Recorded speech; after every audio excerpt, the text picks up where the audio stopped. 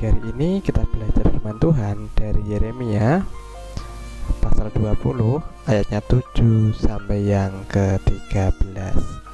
Yeremia pasal 20 ayatnya 7 sampai yang ke-13. Bapak Ibu yang terkasih dalam nama Tuhan Yesus Kristus, sering kita mendengar namanya miskomunikasi. Itu istilah yang digunakan ketika ada suatu informasi yang kita sampaikan tetapi tidak diterima dengan benar oleh orang lain.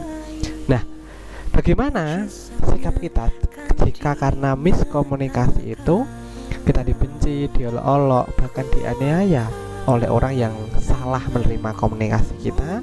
Tentu sewajarnya kita akan marah, kecewa, dan menyesal. Untuk apa saya berkomunikasi tadi seperti itu? Untuk apa saya berbicara seperti itu kepada orang tersebut? Kan mesti demikian. Ternyata Nabi Yeremia pernah merasakan hal yang demikian. Ia pernah ditertawakan, diolok-olok, dicela, dan dianiaya. Karena apa? Karena berita yang ia sampaikan kepada bangsanya. Ia menegur dan mengingatkan bangsanya supaya bertobat. Bangsa Israel yang lalim, yang telah mereka perbuat setiap hari, itu adalah sesuatu yang salah dan tentu akan mendatangkan hukuman dari Tuhan. Namun berita yang baik dan benar itu disalahpahami. Oleh karena itu Nabi Yeremia berkeluh kesah kepada Allah, "Engkau telah membujuk aku ya Tuhan, dan aku telah membiarkan diriku dibujuk. Engkau terlalu kuat bagiku, dan engkau menundukkan aku. Aku telah menjadi tertawaan sepanjang hari. Semuanya mereka mengolok-olokkan aku." Dalam kondisi yang demikian, Nabi Yeremia sebenarnya mengalami yang dinamakan krisis kepercayaan diri. Bukan berarti Nabi Yeremia tidak punya rasa percaya diri, bukan.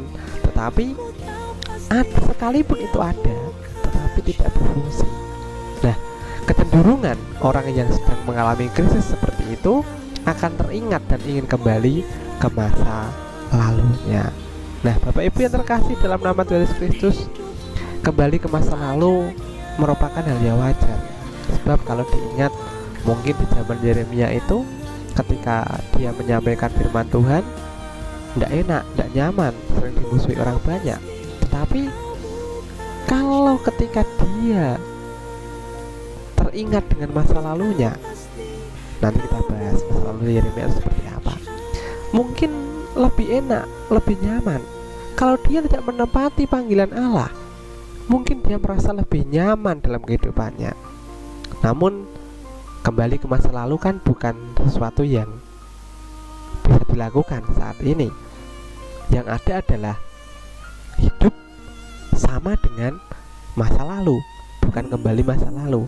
Masa lalu ya masa lalu, tidak bisa diulang kembali.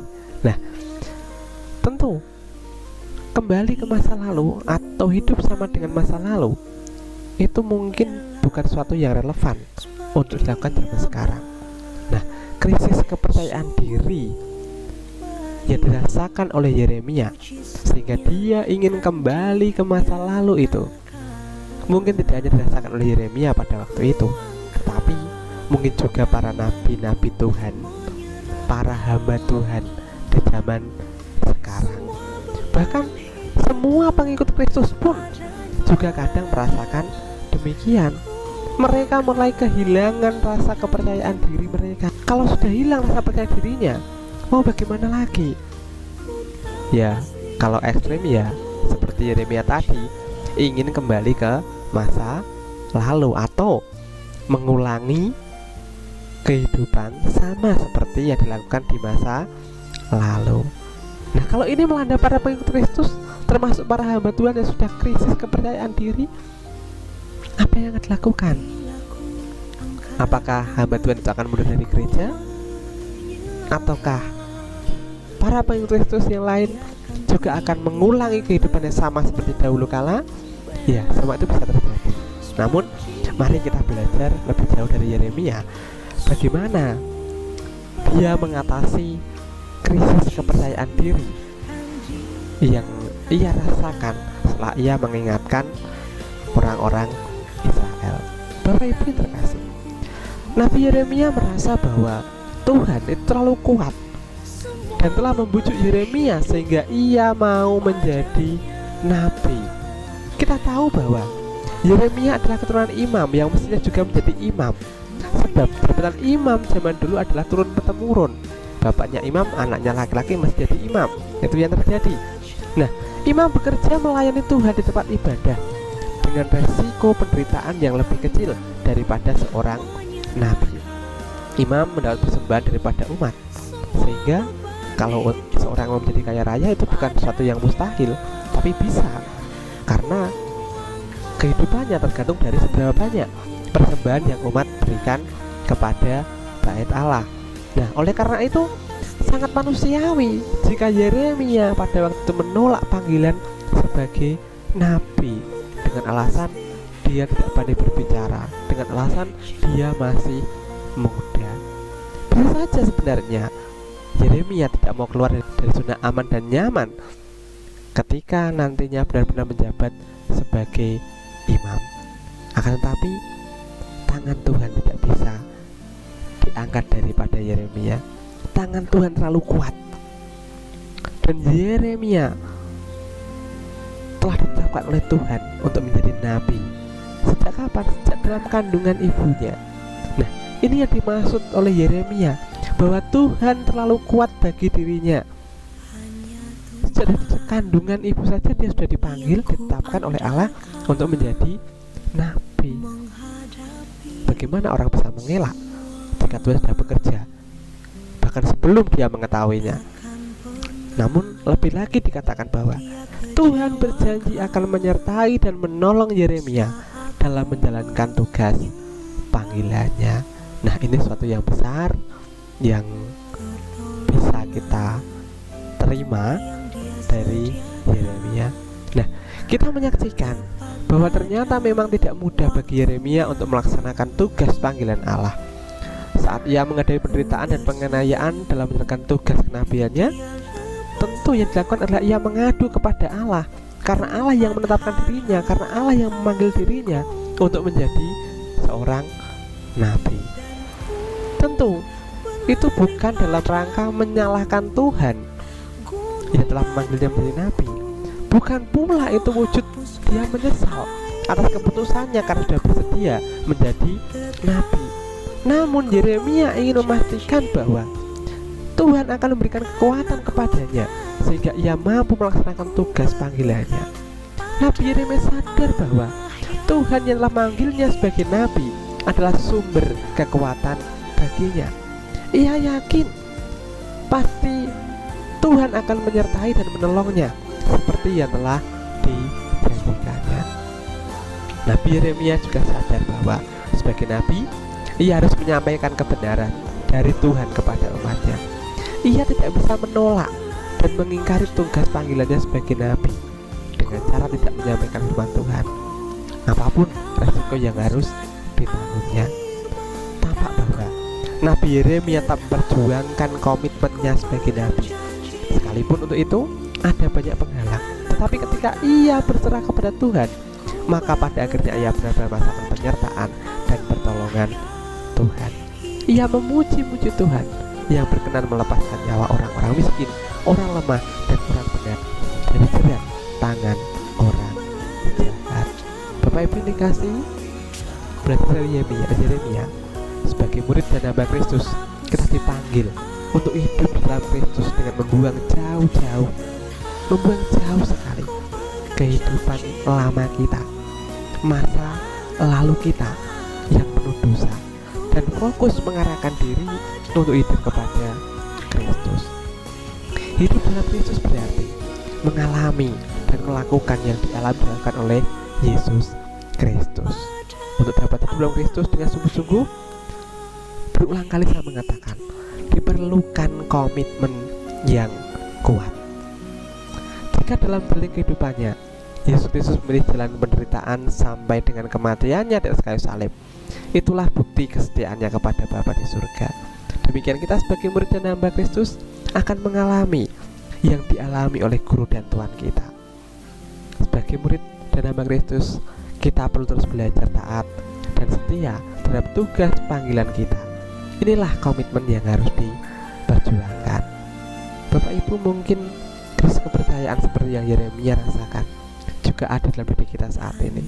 Namun perlu diingat bahwa ada saatnya kita untuk mengadu kepada Tuhan. Ada saatnya kita meminta kepada Tuhan untuk menolong dalam setiap permasalahan yang kita hadapi. Sesulit apapun permasalahan yang kita hadapi, Paulus berkata kepada jemaat di Korintus, pencobaan-pencobaan yang kamu alami ialah pencobaan-pencobaan biasa yang tidak melebihi kekuatan manusia. Sebab Allah setia, dan karena itu Ia tidak akan membiarkan kamu dicobai melampaui kekuatanmu. Pada waktu kamu dicobai, Ia akan memberikan kepadamu jalan keluar sehingga kamu dapat menanggungnya. 1 Korintus 10 ayat 13 berkata demikian. Dan Bapak Ibu yang terkasih, mungkin saat ini dalam mengemban tugas pelayanan kita dalam hidup sebagai orang Kristen, kita mulai tidak percaya diri, kita mulai ragu dengan panggilan kita, kita mulai ragu dengan apa yang harus kita lakukan. Bahkan mungkin juga banyak penghalang-penghalang, banyak masalah-masalah yang kita hadapi dalam kehidupan kita. Namun apakah yang harus kita lakukan? Seperti Yeremia, mari kita mengadu kepada Tuhan, bukan untuk menuntut Tuhan, bukan untuk menyalahkan Tuhan, tapi untuk meminta penyertaan, penguatan, pertolongan dari Tuhan.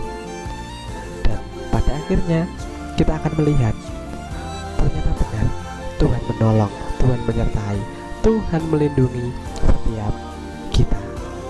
Kiranya dalam krisis kepercayaan diri yang kita alami mungkin saat ini, kita tetap merasakan penguatan dan pertolongan Tuhan. Tuhan Yesus berkati. Amin. Mari kita berdoa.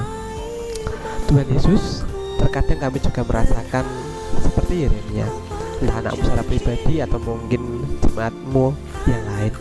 Tuhan tolong Engkau berkati, Engkau sertai. Hanya Engkau tempat kami mengadu, dan biarlah Engkau yang memberikan pertolongan kepada kami sesuai dengan janji-Mu bahwa Engkau akan menolong dan menyertai kami.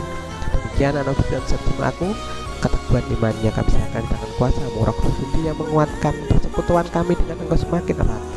Terlebih Engkau yang memenuhi segala kebutuhan hidup, Engkau yang memenuhi segala kebutuhan kami sehari-hari. Kami percayakan hidup kami sepenuhnya di tangan kuasa-Mu Tuhan. Biarlah Engkau yang terus berkarya, biarlah Engkau terus bekerja, biarlah Engkau terus menunjukkan kemuliaan nama-Mu di tengah-tengah kehidupan kami. Demikian anak berdoa untuk setiap jemaat-Mu, berikan kesehatan, kekuatan, kerukunan, kedamaian, ketentraman dengan keluarga. Kiranya sukacita-Mu terus meluap dalam kehidupan mereka, dan jangan berikan mereka kekurangan, melainkan biarlah mereka terus merasakan kelimpahan yang daripada-Mu. Anakmu yakin dan percaya bahwa berkat dari surga terus mereka rasakan. Demikian Tuhan, anakmu juga berdoa untuk segala program di gereja ini, kami yang akan segera beribadah dalam era new normal. Tolong berkati kami, lindungi kami, sertai kami, singkirkan dari segala virus jahat, singkirkan dari kuasa-kuasa kegelapan yang menghantui setiap kami, hingga kami boleh beribadah, hingga kami boleh memuliakan nama-Mu dengan segala protokol kesehatan yang ada. Kami boleh mematuhinya, dan kami boleh terjauhkan dari segala kuasa jahat ataupun kuasa sakit penyakit. Demikian anak serahkan pada negara kami, kiranya damai, sejahtera, sukacita boleh ada di negara kami, dan lebih memakai setiap orang yang ada di negara ini untuk menjadi alat bagi kemuliaan nama-Mu, baik pemimpin negara kami maupun setiap warga negaranya. Kami percayakan Tuhan, segala doa kami tangan kuasa-Mu. Kami mohon berkat dari surga, damai sejahtera dari Allah Bapa turun melingkupi kami semua. Amin. Selamat hari Minggu. Kiranya dalam krisis kepercayaan diri yang kita alami, tetap berserah kepada Tuhan, mengadu kepada